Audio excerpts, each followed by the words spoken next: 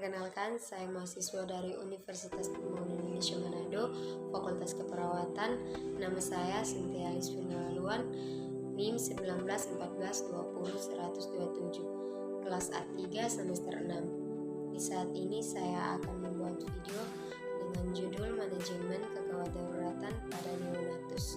Selamat menyaksikan. Neonatus adalah sebutan bagi bayi yang baru lahir atau usianya 0-28 hari. Bayi baru lahir mempunyai masalah berat sehingga perlu penanganan cepat jika tidak dapat mengakibatkan bayi meninggal atau kecacatan pada bayi. Setiap tahun 4 juta meninggal pada bulan pertama, 2-3 meninggal pada minggu pertama. Tanda dan gejala pada neonatus. Yang pertama, asfiksia. Yang kedua, gawat nafas. Yang ketiga, kejang. Yang keempat, hipotermia berat. Yang kelima, hipoglikemia. Yang keenam, dehidrasi berat. Yang ketujuh, syok. Yang pertama, afiksi. Kejadian afiksi yaitu 7-1000 kelahiran bayi negara berkembang dan kurang lebih 1-1000 kelahiran bayi negara maju. Sebagian besar kematian terjadi segera setelah lahir. Yang kedua, gawat nafas.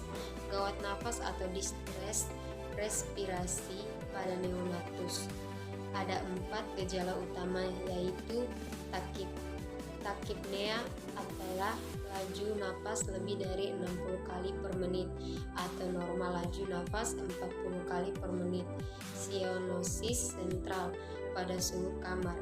Retraksi adalah cekungan pada sternum dan kosta pada saat inspirasi. Grunting atau suara merintih saat ekspirasi. Manajemen khusus. Tentukan bayi bugar atau tidak bugar. Bayi bugar adalah tidak perlu laringoskopi dan intubasi. Lakukan langkah awal resusitasi.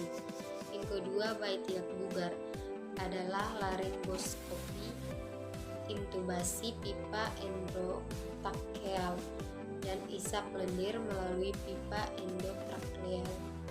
Yang ketiga, bila bradikardi, lakukan ventilasi tekanan positif. Apnea, keadaan bayi tidak bernafas atau laju pernafasan kurang dari 20 kali per menit. Yang kedua, terdapat pada bayi asfiksia dan bayi dengan gangguan nafas berat. Berat bahaya hipoksia, terutama hipoksia otak.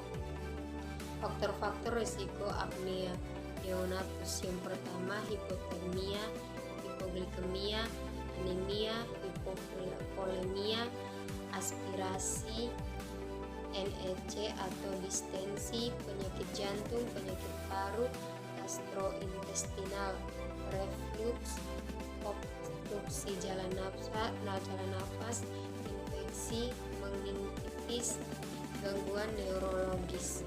Manajemen apnea.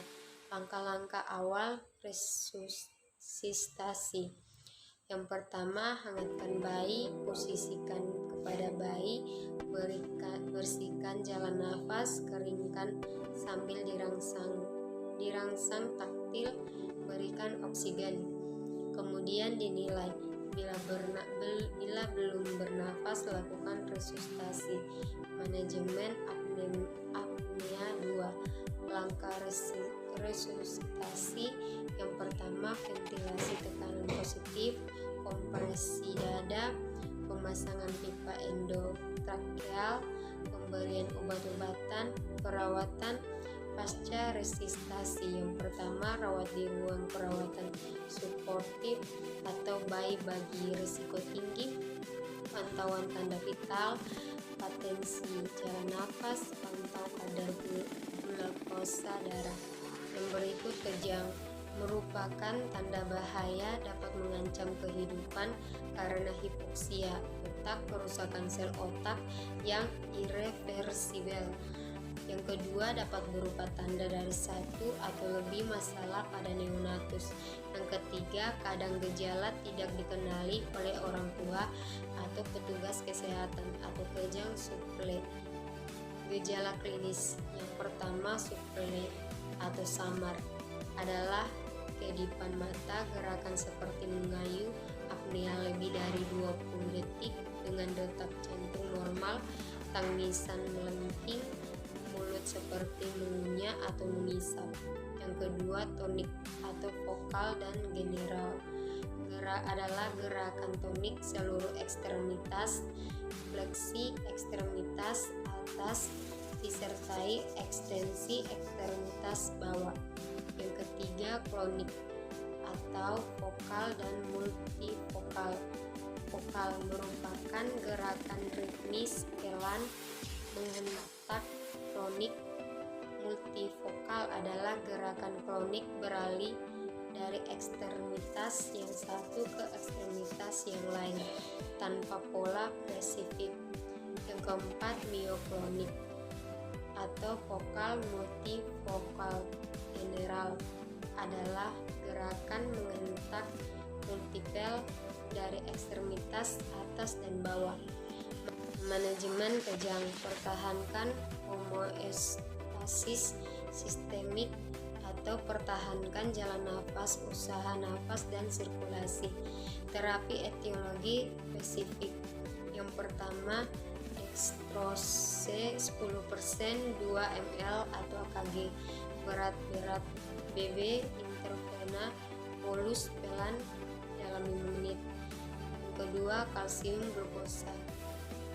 Yang ketiga antibiotik bila dicurigai sepsis dan meningitis. Yang keempat peridoksin 50 mg sebagai terapeutik trial. Pada defisiensi peridoksin, kejang akan berhenti dalam beberapa menit. Hipoglikemia. Yang pertama, hipoglikemia adalah keadaan hasil pengukuran kadar glukosa darah kurang dari 45 G per dl 2,6 mmol atau L. Yang berikut, setiap stres akan mengurangi cadangan glukosa yang ada. Yang berikut, kegawat daruratan terjadi pada hipoglikemia bila berlanjut menjadi penyulitan atau komplikasi yang berdampak pada kejang dan hipoksia, terutama hipoksia otak. Manajemen hipoglikemia. Terapi glukosa darah kurang dari 25 mg per dl 1,1 mmol per L atau terdapat tanda klinis hipoglikemia. Yang pertama, pasang jalan IV jika belum terpasang. Jika tidak dapat dipasang dengan cepat, berikan larutan glukosa melalui pipa lambung dengan dosis yang sama. Yang berikut, berikan glukosa 10% 2 ml atau GKG secara IV bolus dalam 5 menit. Difuse glukosa 10% sesuai kebutuhan rumatan. Hipotermia. Terjadi hipotermia karena yang pertama penurunan produksi panas, misalnya pada keadaan disfungsi kelenjar tiroid, adrenal atau pituitarial. Yang berikut, peningkatan panas yang hilang, misalnya kontak langsung antara kulit neonatus dengan permukaan yang lebih dingin, permukaan atau atas yang dingin seperti pada waktu proses penimbangan, inkubator dengan jendela yang terbuka atau pada waktu proses transportasi neonatus ke rumah sakit, suhu lingkungan yang dingin atau suhu inkubator yang dingin, neonatus yang basah setelah lahir, dan pada waktu dimandikan. Hipotermia sedang. Yang pertama, suhu 32 derajat Celcius sampai 36,4 derajat Celcius. Yang kedua, gangguan nafas. Yang ketiga, denyut jantung kurang dari 100 kali per menit. Yang keempat, malas minum. Yang kelima, letargi. Hipotermia sedang. Berat. Hipotermia berat, suhu lebih dari 32 derajat Celcius. Tanda lain. Yang kedua, tanda lain hipotermia sedang, kulit terabal keras, nafas pelan dan dalam. Manajemen hipotermia sedang. Yang pertama, pakaian yang hangat serta selimut yang hangat, ASI dan perawatan bayi lengkap. apabila dimungkinkan. Inkubator atau radiat Warmer, periksa kadar gula darah, terapi hipokalkemia sesuai indikasi, pengawasan dan penanganan segera adanya tanda-tanda kegawat daruratan.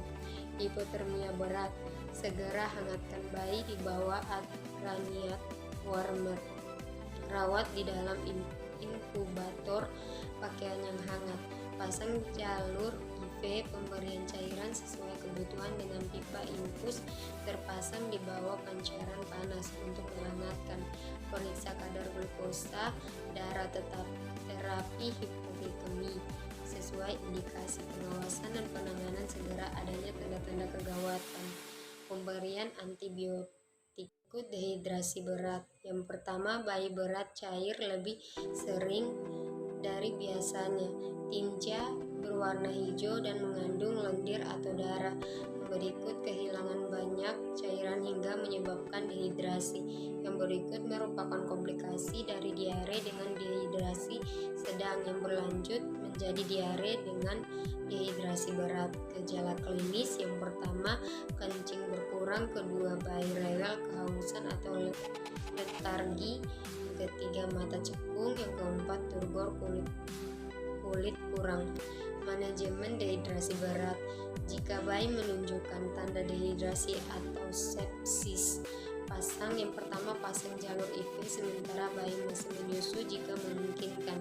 Yang kedua, jika bayi menunjukkan tanda-tanda dehidrasi, berikan larutan Riger laktat atau NaCl 0,9%, 30 ml atau Kg berat badan dalam 1 jam. Yang ketiga, lakukan penilaian setelah 1 jam. Jika membaik, lanjutkan dengan 70 ml atau Kg berat badan dalam 5 jam. Yang berikut, shock atau renjatan. Keadaan disfungsi sistem sirkulasi yang mendadak dengan patofisiologi yang kompleks yang mengakibatkan penyampaian oksigen dan nutrisi yang tidak adekuat untuk memenuhi kebutuhan jaringan dan untuk mengeluarkan sisa-sisa metabolisme. Manifestasi klinis yang pertama pucat, yang kedua iritabel, yang ketiga letargi atau koma, yang keempat asidosis metabolik, yang kelima capillaring refil yang memanjang, yang keenam hipotensi, takikardi, cutis, mamorata, eksternitas dingin. Yang berikut, penurunan jumlah urin. Manajemen shock yang pertama, tujuan terapi yaitu yang pertama meningkatkan stabilisasi tekanan darah, yang kedua meningkatkan perfusi jaringan, yang ketiga memantapkan diuresis, yang keempat koreksi asidosis metabolik. Selamat datang di Universitas Pembangunan Indonesia Manado, Fakultas Keperawatan, Prodi Ilmu Keperawatan, dan Profesi Nurse.